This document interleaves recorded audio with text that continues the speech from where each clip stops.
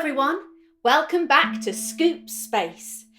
This is where all the junk goes, and I use it to make new things. Like these flowers, for example. They're made out of old scrubbing sponges. I just love making stuff out of the things that people throw away, reusing it in an imaginative way. Why buy new things when you can reinvent old things, give them a new life? Here's something I made recently. Well, say hello, Bertie. Hello, everyone. Today, we are going to tell you a story. It's about a mole. Shh! Don't ruin it for everyone, Bertie. Oh, sorry. But you're right, there is a mole in the story. Well, I don't know any moles. Do you? Not personally, no. Well, what are we going to do then? We'll make one, of course. How? Look around you, Bertie. We recycle everything here. Paper, card, plastics, fabric, glass, metal. We can make anything we want. And so can you. They can? Of course. Think of it as an opportunity, a possibility, an adventure. It's magic. Oh, are we going to make a mole then? Slow down, Bertie. Don't you want to know what the story's called? Oh, sorry. I'm so excited. I just love stories. Well, I think you're going to like this one. It's called Mr Gobble's Garden. Let's begin. Wouldn't it be nice if everyone was kind and good to everyone? Unfortunately, Mr Gobble isn't like that. In fact, he is the grumpiest man you will ever meet in your life. Picture him if you like. He looks like a slipper with a mop for some hair. And when he's not gardening, he rests in his chair.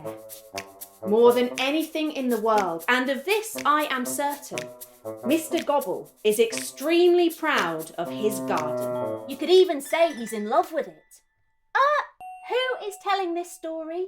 Oh, sorry, Scoop. Carry on. Now, where was I? Oh, yes. Mr Gobble's garden has flower beds and a water feature. Oh, and he cuts his lawn to exactly 5 millimetres. He grows herbs and fruit and enormous sunflowers.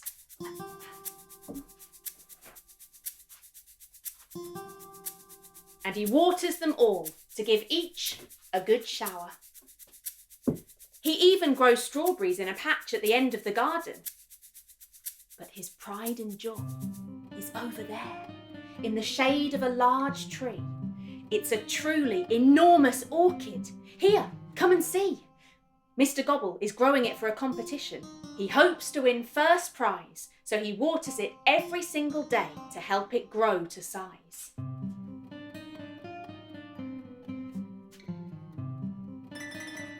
What's an orchid, Scoop? Oh, well, it's a flowering plant, Bertie. Oh, that's very pretty. Mr Gobble spends each and every morning clipping and trimming and raking and strimming, and at the end of a long hot day, Mr Gobble is known to say, "This is the best garden I've ever seen, and the best part is it belongs to me." Then he puts down his tools to turn off the light, tucks in the orchid and whispers, "Good night." He gives his decking one final sweep and then heads back inside to fall fast asleep. Ooh. Ooh.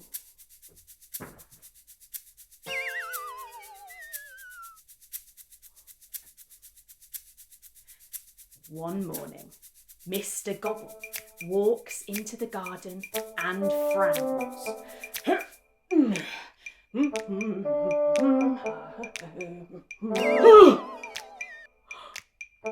The orchid is limp.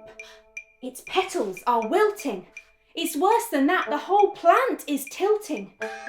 This is not how things should be done. So he waters, and he prunes, and he sings, and he swoons. But the orchid looks worse than ever before. Mr Gobble is down on his luck when he goes to bed that night. No idea what can be done to reverse the sorry sight. I thought you said there was a mole in this story. Shh! Listen! Do you hear that? It sounds like someone sniffing. What on earth could it be? No, not on earth. Under it. Across the lawn. Just there. A mole popped up to sniff the air.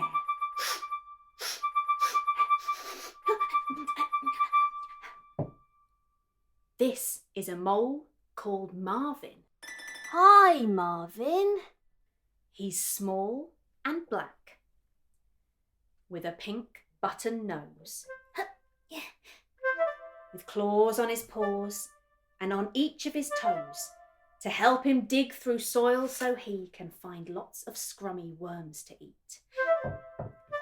Quite by accident, he's tunnelled into Mr Gobble's garden. Moles don't have very good eyesight. That's why Marvin wears spectacles.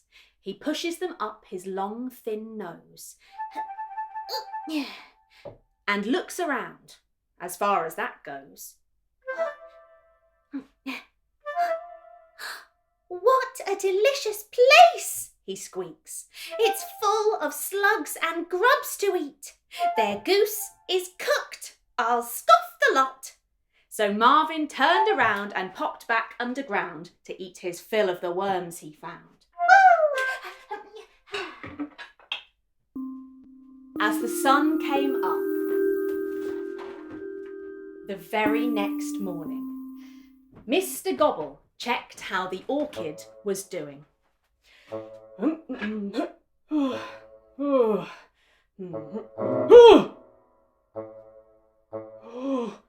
He squawked. What on earth did this to my lawn? Mr Gobble had found a molehill. I like my grass without the holes. I must act fast before that mole makes a mockery of me. I'll catch and eat him for my tea. As Mr Gobble raves and rants, he thinks Marvin is killing his plants. Indeed, the orchid looks a sorry sight. It must be he who's caused his plight. Oh no! Well, what's Marvin going to do? Mr Gobble's much bigger than him and he... Hey! Oh, sorry, Scoop. I know. I'll let you tell the story. As I was saying... A mole's a pest, Mr Gobble hissed. But before I get my knickers in a twist, I really ought to see to it I catch that mole. And when I do, I'll put him on the barbecue. Meanwhile, Marvin was sound asleep, snoring in the compost heap. Suddenly he heard a racket caused by Mr Gobble's mallet. He was walloping the ground so hard there was soil flying everywhere. Mr Gobble was unaware of Marvin watching over there. Come out, come out! Mr Gobble exclaimed. Marvin grinned. I love this game! So he burrowed deep into the ground and tunnelled up without a sound. I'm behind you! Marvin squeaked and nipped back into a hole. Mr Gobble turned around. He whirled the mallet to whack the ground. It came down with a sickening thud and slammed straight into the mud. Marvin teased him then. You missed, he said, but try again. Mr Gobble wheeled and whirled. He whacked and he thwacked and he whacked and he hurled. But Marvin was much too fast, and after 20 minutes had passed, Mr Gobble was knocked for 6. Which is ironic if you think about it. Mr Gobble cried out in distress. What have I done? Look at this mess. For now, the ground was covered in a dozen molehills, but no Marvin, for he was giggling in a hole. Mr Gobble growled, I'll get that mole! In the shed,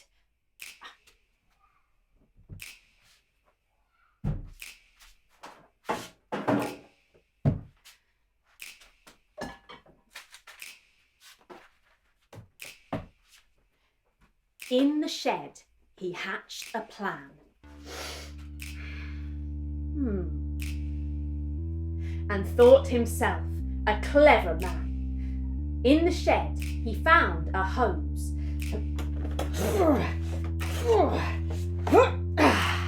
And very soon the water flowed. He took the head and stuck it down, hoping that the pest would drown. Drown? Oh, but that's terrible. Oh, don't worry, Bertie. Oh, I must know what happens next. I'm trying to tell you if you'd only put a sock in it. Oh, sorry, Scoop. Now, where was I? Ah, yes. Under the ground, Marvin saw the sight of water gushing forth. Marvin grinned. What fun, he cried. The gardener's made a water ride. As water began to fill the ground, fountains sprung up all around through the holes Marvin made. Mr Gobble was quite dismayed. He'd made a dancing water feature, but still not caught the wretched creature. As he turned, he was upset to see Marvin bobbing on a jet. Mr Gobble tried to catch him, but as he reached out to snatch him, the water jet fell right back through a hole. And Marvin too. With Marvin surfing up and down, the old man tried to catch him out. Alas, he tired. And when he did, he wailed at the state of it. The garden now was waterlogged. The lawn was now a slimy bog. Mr Gobble sat on his knees, cursing Marvin endlessly. If I can't whack him on the head, or flush him out with a hose instead, I'll have to do what he does best. I'll dig him out, the sorry pest. He took a spade and dug and burrowed down into the mud. Now, one thing that I know is true is we are all good at what we do. Me, I like junk and making it into new things. And don't forget recycling. But one thing you must never think is you are good at everything. Why believe you could compete, outrun an Olympic athlete? We would never try to climb a tree half as well as a chimpanzee. You must never try to beat a mole at digging down and making holes. He has paws and claws for that. Don't try to be a copycat. But that's what Mr Gobble did.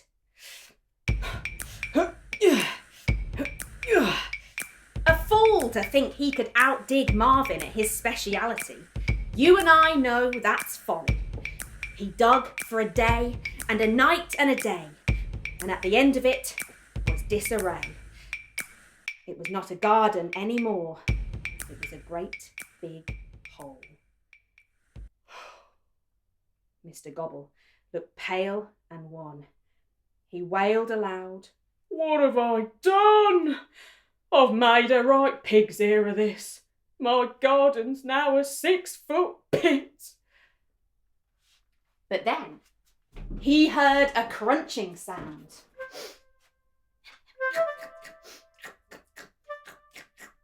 By the orchid, in the shade of a tree, Marvin was sat happily, munching on a feast of slugs, spider mites and mealybugs. What's a mealybug? Oh, it's a creepy crawly. Yikes! Well, and Marvin likes to eat those. They're his favourite. Oh, yuck!